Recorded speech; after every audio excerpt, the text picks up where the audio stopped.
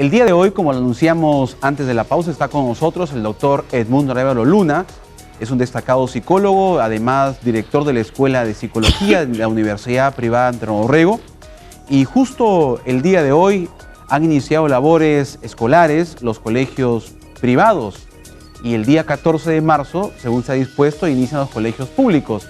Y vamos a conversar en esta oportunidad sobre una problemática que a todo ciudadano, padre de familia, inquieta, como es el bullying. Bienvenido, doctor Edmundo Arévalo, a UPAO Noticias. Muy buenas tardes, muchas gracias por la invitación. Sí, la problemática que le hemos planteado es sobre el bullying escolar, o ya en nuestro español, como lo conversábamos minutos antes de ir al aire, es el acoso, sencillamente como acoso en el idioma español. ¿Cómo identificar, doctor, que un escolar, un adolescente, está siendo víctima de acoso en su centro educativo? Es una pregunta muy directa, muy clara y muy común que escuchamos, ¿no? Primero que nada, yo quisiera, antes de dar cómo identificar, quisiera hacer algunas precisiones previas. Correcto. El tema de la violencia y acoso escolar, que es así como se debe entender en nuestro medio, al famoso bullying, ha generado, digamos, una serie de comportamientos muy comunes en todas las personas. O sea, la palabra bullying como que se ha diseminado tan rápidamente que cualquiera dice bullying a cualquier cosa. Y ahí comienza el primer problema. Porque no se sabe, exacto, porque no se sabe identificar qué cosa es realmente el acoso escolar o bullying y qué cosa es otro tema, otro problema de indisciplina, de agresión, de conductas tal vez circunstanciales. Que no es bullying. Que no es bullying exactamente. Correcto. No es bullying, por ejemplo, cuando dos chicos o dos hermanos de pronto por razones X discuten, se pelean, hasta se golpean. Eso no es bullying.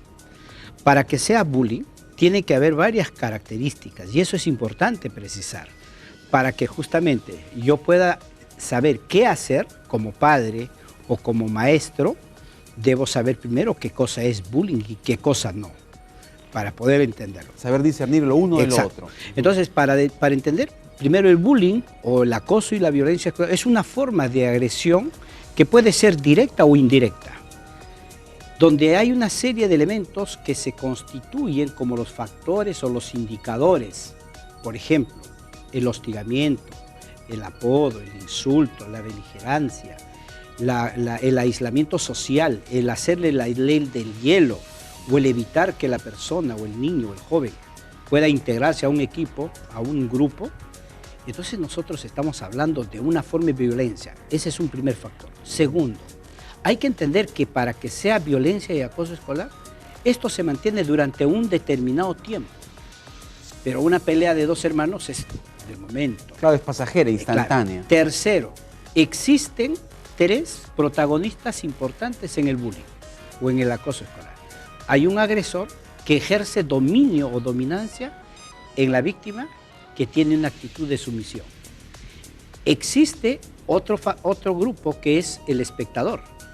Entonces, cuando nosotros hablamos de violencia y acoso escolar, tenemos que entenderlo con esa perspectiva. Ahora, la pregunta que me hiciste es ¿qué debo hacer o cómo identificar? En este trabajo que hemos hecho, nosotros diseñamos con mucha tranquilidad, con un lenguaje muy sencillo, cómo hacer para yo saber si mi hijo es víctima, es acosador o es simplemente un espectador. Y cuando digo simplemente, no estoy diciendo que eso no es problema. Que sea menos importante. No, no. Los tres son protagonistas importantes que están jugando un dinámicamente rol un rol diferente en el hecho, en el acto. Entonces, una primera cosa que hay que entender es que las personas que son víctimas tienen cierto perfil de características físicas y psicológicas. Según la mayoría de los estudios, por ejemplo, las personas que son víctimas son muy proclives a la vulnerabilidad, a la ansiedad, al retraimiento, con poca capacidad de responder, porque tienen una baja autoestima. ¿Son introvertidos? Son introvertidos, son callados, aislados, con poca capacidad de respuesta. O que también pueden tener algunos defectos físicos, entre comillas, porque ahí estamos hablando de que no se acepta tal cual es, puede ser más gordito o más delgadito, y por ahí viene tal vez la otra característica, tener alguna característica física que sobresale y que por eso es o muy tartamudez vulnerable. de repente, ¿no? Claro, Que es cualquier muy tipo típico. de comportamiento que, entre comillas, sea diferenciado a los demás. En el caso de las personas que son acosadores, porque ya también me interesa saber, ¿y cómo saber si mi hijo es víctima? Claro. Porque ya no tiene conductas habituales que antes lo tenía. Si antes un niño era un chico abierto, despierto, que comentaba, decía, se peleaba, hablaba, estudiaba, jugaba con total normalidad, de pronto yo encuentro que mi hijo ya no tiene esa conducta y más bien lo veo muy retraído o poco sociable o evitativo para hablar sobre temas cotidianos del colegio, como normalmente lo hacen, Ahí hay ya que debo preocuparse. sospechar. Ya debo sospechar que algo anda mal. Pero hay que diferenciar también que estas reacciones tienen mucho que ver con el tipo de comunicación que los padres, o el tipo de, digamos, de interacción que los padres tienen. Los con niveles los de hijos. confianza que puede Así haber es, en los porque padres. también puede ocurrir que hayan chicos que no son víctimas y más bien son acosadores, pero que tienen ese perfil. ¿Por qué? Porque resulta que a veces estos chicos lo que no hacen en casa, lo hacen en el colegio. Claro. Entonces el padre con mayor razón conoce a su hijo como es habitualmente. En el caso de las personas que son acosadores, también yo tengo que darme cuenta. Si yo, por ejemplo, veo que mi hijo normalmente transgrede con facilidad las normas, es una persona agresiva, es violenta de por sí y es manipulador, entonces yo ya puedo decir de que mi hijo ya está andando en problemas. Y también tengo que observar, porque como padre tengo la responsabilidad de también ayudar a este muchacho que no sea un acosador. Y digo ayudarlo porque a veces los padres cometemos el error, y esta es una recomendación para todos, decir, si alguien te pega, alguien te molesta, tú devuélvele. También la pega, idea se dice, también ¿no? pega, ¿no? Porque qué raza, ¿por qué te vas a tener que dejar? Y eso no es el tema, sino el asunto es, aprende a defenderte, que ahí está diferente. O sea, no le devuelvas, sino aprende a defenderte. Y en el caso de los espectadores, ahí hay toda una dinámica también muy interesante. Sí. A mí me interesa mucho, por ejemplo, en el trabajo que hemos hecho en distintos colegios, cuando los profesores me ponían casos, no sabían si era víctima, era acosador o era el agresor. Porque una persona que es, digamos, espectador, puede tener dos formas de comportamiento. Encontramos el espectador activo. Es aquel que disfruta, que mete carbón, mete leña al fuego, claro, y disfruta y es insensible, claro, ¿no?, ante el dolor de la víctima y más bien disfruta con lo que hace el acosador.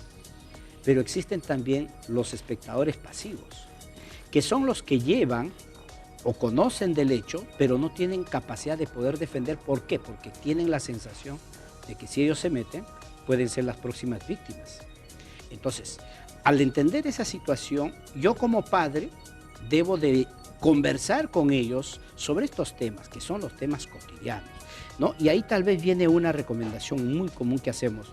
El padre, si ve alguna conducta sospechosa, cambio de comportamiento en los chicos, lo primero que tiene que hacer es acercarse al colegio. Ahí viene el rol del maestro. Ahí viene, entonces ahí enlaza el papel del maestro.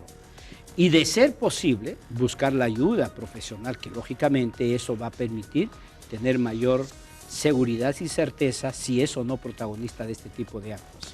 Muy bien, doctor, el tema es muy interesante, lamentablemente el tiempo en televisión es muy tirano, tenemos que terminar la entrevista, pero con el compromiso de que en una oportunidad ampliemos más este tema que es de mucha importancia y trascendencia en la vida, en el desarrollo de los escolares. Gracias, doctor Arévalo, por su tiempo. Vamos a una pausa y regresamos en UPAO Noticias, edición mediodía.